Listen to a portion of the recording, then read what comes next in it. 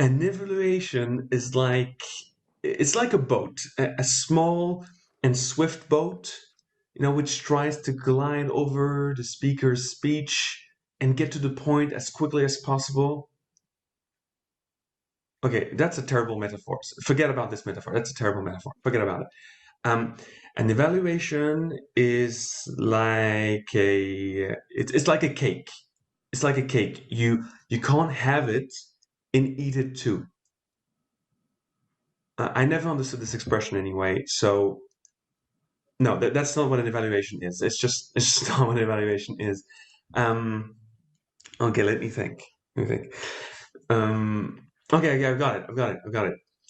An evaluation is like when you're looking a kid in the eye after like it's your kid and they come up to you and if they've just made this wonderful macaroni necklace, the macaroni necklace, and that kid just made this macaroni necklace for you for Father's Day, and they come up to you and you look at them in the eye, and all you can see is the mess in the kitchen in the background. It's like this kid is showing you this necklace, and all you can see is the mess in the kitchen. What do you tell that kid? That's what an evaluation is like. It's seeing this macaroni necklace that the kid is so proud of and being very tempted to only see the mess in the kitchen. So, what do you tell that kid? What do you tell him? Well, let's give it a try. Thanks, son, but look at the mess you've made. You're going to have to clean it up. Now, if you tell that to your kid, you're crushing his dreams, but you're teaching them a lesson. So what about something else? What about if you say, you're amazing, my love. I've never seen such wonderful talent in the making of macaroni necklaces. And macaroni? How did you know this was my favorite kind of pasta? It reminds me of my old days in Venice eating these beautiful macaronis.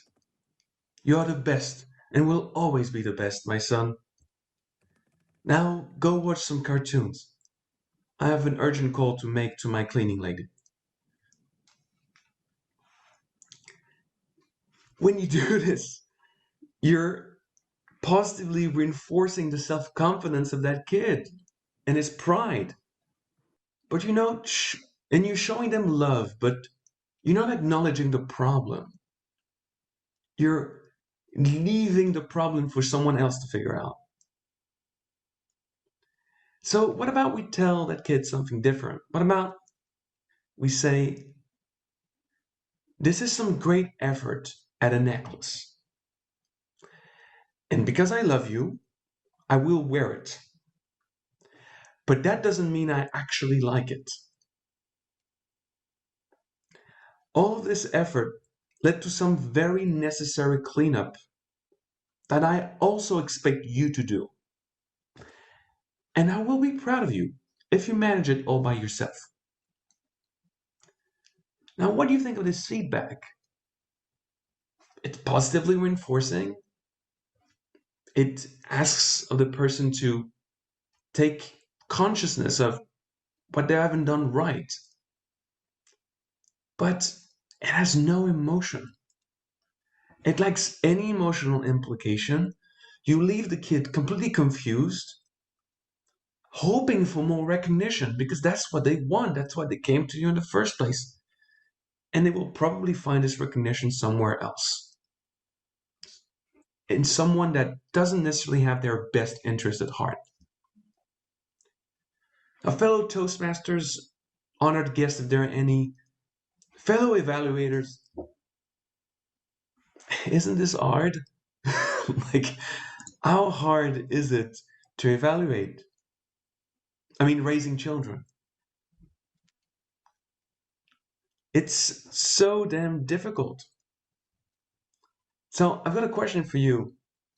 Just raise your hand if you've ever evaluated somebody at a Toastmasters session. Just raise your hand if you've ever done an evaluation. There's quite a few of you. A small, but no, a pretty decent majority of you have done it. And out of all of these people, have you ever evaluated someone at work or in a different setting than Toastmasters? All right. That's quite a few of you as well. Okay. Out of everybody who raised their hand, and that's a large majority of you, who enjoyed that experience?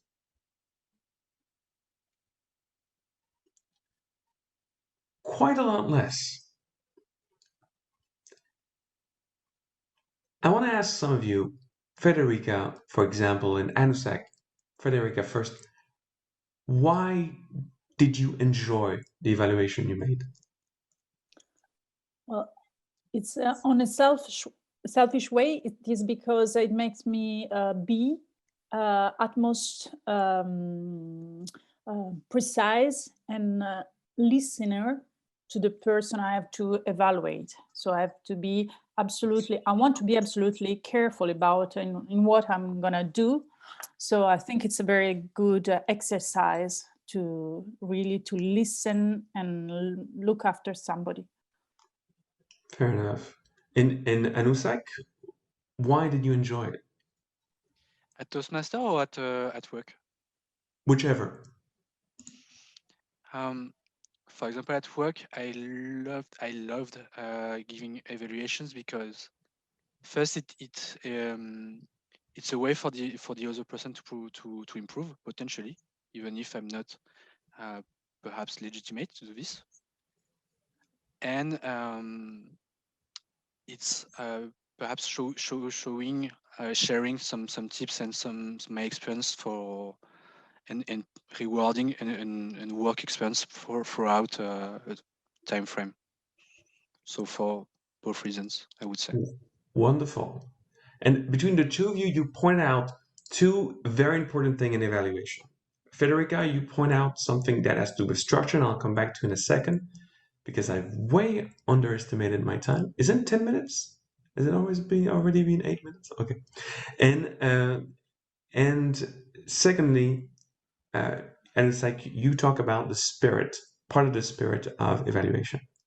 One thing that you need to keep in mind for your evaluation is these three steps to any moment of evaluation is observing, feeling, and analyzing.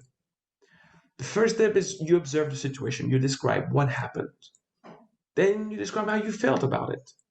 And then you analyze why did you feel this way. That will help the person understand what worked well, but also when it doesn't work, how it did not work. It's the best evidence you have to help them move to a different direction. And that is the fourth step. Fourth step only applies for the constructive feedback. Right? So for the positive one, you observe, you feel, you analyze. For the constructive feedback, you add a fourth step. And that is offer an alternative. So it's like offer, observe, feel, analyze. And for the constructive feedback is offer, observe, feel, analyze, offer an alternative. Right? So just try to remember in this way. It's offer and offer. It's just a lot of offers for the evaluation. At the end of the day, offering an alternative is what brings value to the person you're evaluating. Takes them to the next step. Now that you get the heart of the evaluation, there is a second part that's important in evaluation, and that's the structure. The structure is in three main steps. One, the resonance. You start your evaluation by saying something that resonates with you in that evaluation. How do you connect with the content? That reassures the speaker that they have connected with you on a universal level. That's what all speakers want, and I think that's what all speech do in a certain way. Second, you give the feedback we just mentioned, offer. And third step, a simple and enthusiastic conclusion.